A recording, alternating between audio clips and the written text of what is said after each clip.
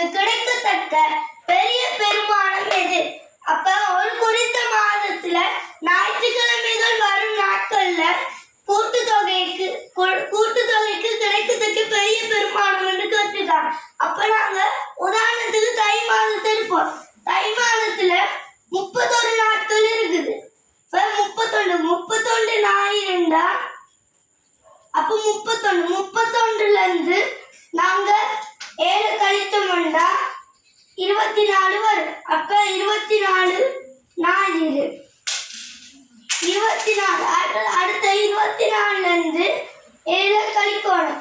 கழிச்சோம்னா 17. இப்ப 17 ஞாயிறு. 17ல இருந்து 7 கழிச்சோம்னா 10.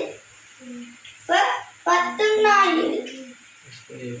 10ல இருந்து 3 கழிச்சோம்னா 10ல இருந்து 7 கழிச்சோம்னா 3 வரும். இப்ப 3 ஞாயிற்றுக்கிழமை. இப்ப காட்சிக்காங்க. அப்ப நாட்களை எண்ணிக்கையின் கூட்டுத்தொகைக்கு கிடைக்கத்தக்க பெரிய பெருமானத்துக்கு நாங்க கூட்டணும். கூட்டினோம்னா 3 0 3 7 3 10 10 4 14 14 3 15 15 போட்டு 1 நிமிஷம்